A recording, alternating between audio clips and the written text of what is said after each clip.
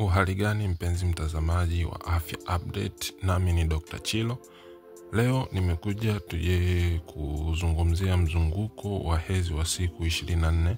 Mzunguko wa siku 24 ni miongoni mwa ile mizunguko ambayo ni mifupi.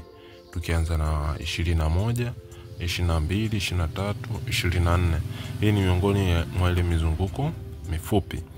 Sasa kwa siku ya leo tutazungumzia mzunguko huu wa siku 24 na kujua siku zile za kupata mimba zinakuwa na dalili zipi katika mizunguko hii.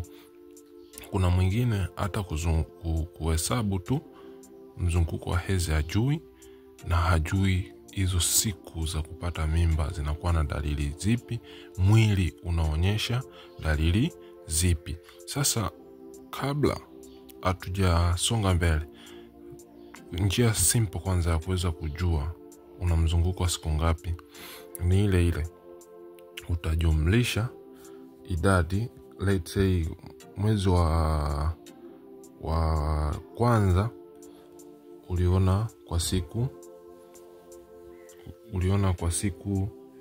25, mwezi wa pili ukaona kwa siku 23, mwezi unaofuata tena ukaja ukaona kwa siku 24. Kwa hiyo tutajumlisha. Hii tunataka tupate wastani. Labda katika mizunguko yako mtu kuna wakati unapata stress, unameza vidonge, let's say ukaumwa, ukapata mshtuko fulani. Kuna watu wakipata mshtuko tu, wakipata habari mbaya wanajikuta wanaingia kwenye hedhi.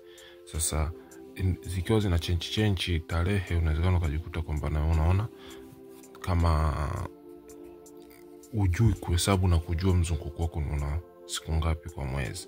Kwa hiyo tukijumlisha hapa inakuwa 8, 9, 10, 12 na kwenda na 1. Hapa inabaki 6, panakuwa na 7. Kwa hiyo tutagawanya 72 kugawanya kwa 2 kwa miezi mitatu, ambao ni wastani wa miezi mitatu. Hapa tutaandika ni 2, itakuwa 6, 1, 12.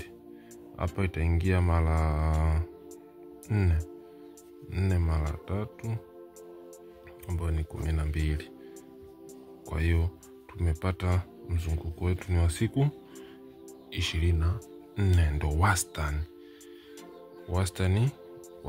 wa mzunguko wetu. Hata kwamba kwa miezi mitatu, ingekuwa kwa mfano tumejumlisha hizi siku kwa miezi mitano, ili kupata wastani tungebidi tutajumlisha zile siku zote kwa miezi mitano, then tutakuja tugawanye mara 5 hapa kwa ile idadi tutakayoipata ya jumla ya siku zote, ili kujihakikishia kwamba huu ndio exactly mzunguko wetu wa hedhi. Tutakapoenda kuangalia siku za hatari, tusio tunabahatisha au tunakosea. Sasa turudi tena kwenye mzunguko na kuweza kutambua siku yetu ya hatari ni ipi. Tushajua tuna mzunguko wa siku 24.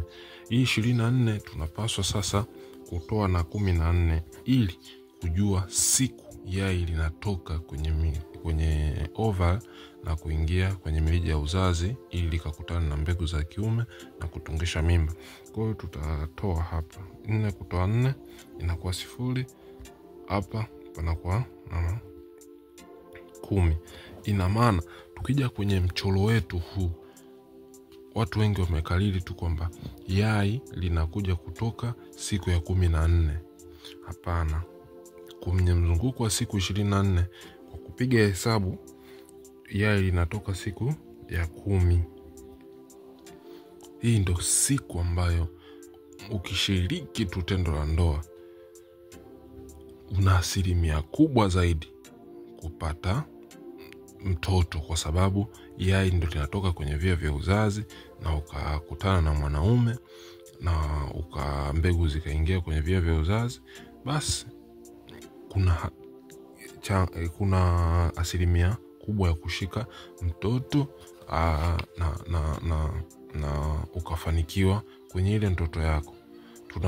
Tuna plani na kufundisha mambo haya, sio kwamba tunavyosema hii siku ya 10 ni lazima utapata mtoto. Hapana, kuna mipango mingi, kuna vitu vingi ambavyo vinawezekana vikatokea. Mbegu za mwanaume zinawezekana zikawa siku hiyo sio nyingi kurutubisha yai, au hazikuwa zimekomaa, au zimezalishwa mbegu ambazo hazina mikia kumove kufika kwenye wewe mwanamke. Umezalisha yai lako vizuri kwenye ova, limetoka yai vizuri hapa. Mbegu sasa zinazokuja huku zimeshindwa kulifikia yai. Kwa hiyo utaweza ukashangaa umeshiriki kweli kwenye hii siku ambayo yai linatoka, lakini haujapata ujauzito. Usijali na kuanza kupata mawazo makubwa zaidi. Labda kwa mwanaume changamoto ndipo ilipokuwa. Mbegu alizalisha hazikufika, hazilikuwa zina vichwa, zilikuwa zijatimiza idadi, kulikuwa hakuna fluid ya kutosha kuzifanya zifikie huku kwenye mirija ya uzazi ambako ni nini? Ni hizi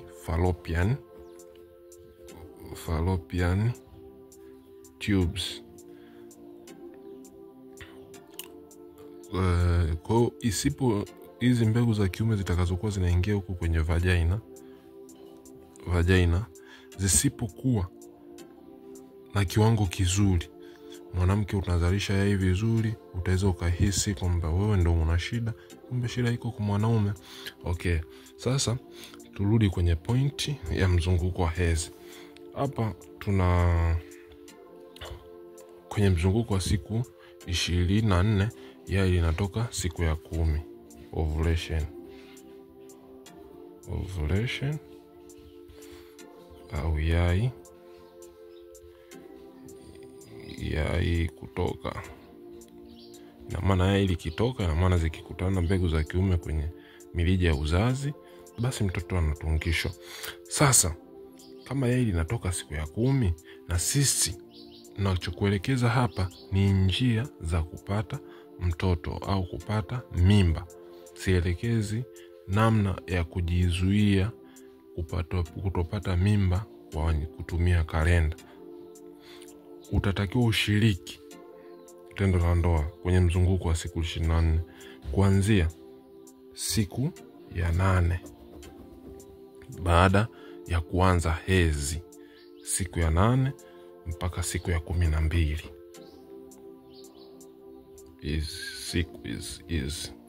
Siku ya 8, ya 9, ya 10, ya 11, ya 12. Kwa 1, 2, 3, 4, 5 ni siku ambazo mtu mwenye mzunguko wa siku 24 anatakiwa azitumie vizuri sana kushiriki tendo la ndoa. Ale vyakula vya protini kama mwanaume, kama karanga, akapata maziwa, akapata tende, akapata korosho, akapata mbegu za maboga zina zinc, akapata mbegu, akatafuna matikiti maji. Mwanaume yana kiwango kikubwa sana cha zinc, lakini utafune mbegu za matikiti maji mwanaume ili uongeze kiwango cha zinc na uzalishaji wa mbegu za kiume ili ziwe imara. Sasa hata kama kuna kiwango kikubwa cha kuzalisha hizi mbegu, tusishiriki tendo la ndoa. Unatakiwa tu alternate. Kama leo tarehe 8 mmeshiriki, tarehe 9 pumzikeni ili mbegu hizi za kiume, na sisitiza, ili mbegu za kiume zizalishwe na ziweze kukomaa, ziweze kuwa na vichwa, ziweze kuwa na nguvu ya kujiongea kutoka kwenye uke, zikapita kwenye cervix, zikapita kwenye cervix, zikapita kwenye uterus, zikaja mpaka kwenye fallopian tubes kwa ajili kulikuta yai na kutungisha mimba.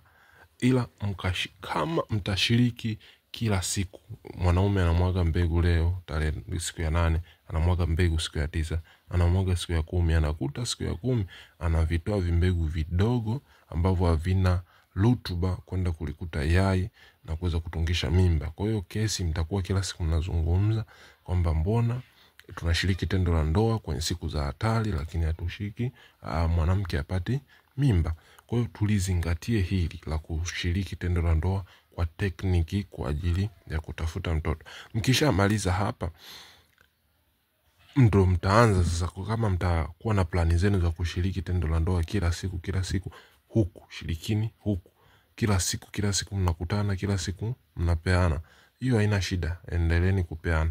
Lakini nafika hatua ya kutafuta mtoto, natakiwa mpeane kwa hesabu, mpeane kwa ajili ya kuplani kupata jambo la ujauzito la kifamilia.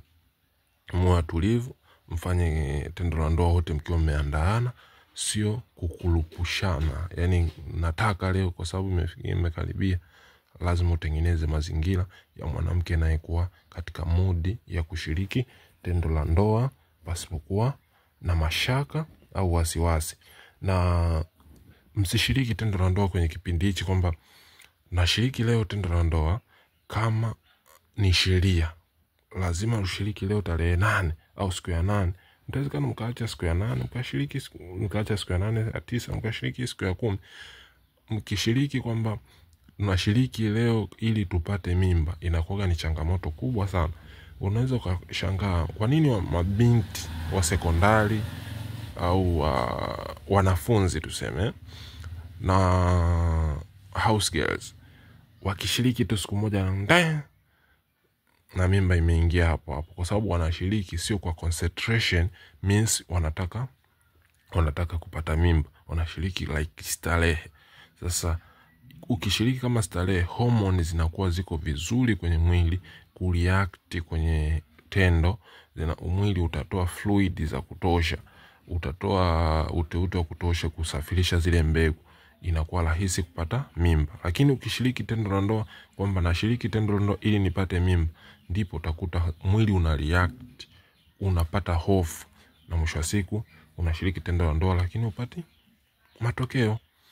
Tunamshirikisha Mwenyezi Mungu, lakini pia tusiwe tunafanya tendo la ndoa under force, yani una shindikizo kwamba fanya tendo la ndoa ili upate mimba. Hapana, tusifanye hivyo. Sasa kwenye hizi siku za hatari zina dalili zipi? Ukianza kuanzia siku ya kwanza ndo hii umeona hezi ikaja siku ya pili imetoka kidogo, siku ya tatu umeona kidogo, wengine kwa siku ya tatu tumekuwa wamekata haoni tena hezi, wengine siku ya 4 ndo inamaliza, wengine siku ya 5 kabisa ndo wanakuwa wamemaliza hii hezi. Kuanzia hapo atapumzika siku ya 6 atakuwa ni salama, tunasema salama, na siku ya 7 nayo salama. Baada ya hapa kunakuwa na dalili. Kuna baadhi ya wanawake wanaweza kupata dalili. Dalili zinakuwa kama kichwa, inawezekana kikawa kinauma kidogo, maziwa yanakuwa yanajaa au yanauma. Alafu kitu kingine, tumbo linaweza likawa linauma kwa upande mmoja wa kushoto au kulia. Tulisema kwamba hichi ndo mfano wa via ya uzazi. Yeye likiwa linachomoka kutoka kwenye ovari kuingia kwenye fallopian tubes, linasababisha maumivu kidogo upande wa kushoto au kulia. Inategemea mwezi huo yeye limetoka upande wa kushoto au kulia. Kitendo hichi kitakuashiria kwa maumivu kidogo ya tumbo, ndipo ni miongoni mwa dalili kwamba kujua nimeingia kwenye siku za hatari. Kitu kingine, utakuwa ukeni. Kunakuwa na ute mwepesi, mfano wa ute wa yai, ule mweupe, unakuwa ni mweupe, unavutika. Ute huu unakuwa kwa ajili ya maandalizi ya kushiriki tendo la ndoa, kwa ajili ya kupitisha hizi mbegu za kiume. Kwa hiyo hizo ndo miongoni mwa dalili za kuingia kwenye siku za hatari katika mzunguko wa siku 24 na ukashiriki tendo la ndoa na ukapata matokeo. Na tamani kila mtu mwenye hitaji la kupata mtoto, basi Mungu mwaka huu aweze kumsaidia akafanikiwa lile tamanio lake. Na kama una swali, una maoni au hujaelewa sehemu yoyote nilikofundisha hapa, na kuomba uweze kucomment au ukasema naomba nifundishe kuhusiana na mada fulani au sijaelewa kwenye kipengele fulani, nami nitakuwa mwepesi wa kujibu comment yako na nikakufundisha kwa manufaa ya wote. Ni mimi Dr. Chilo, na hii Afya Update.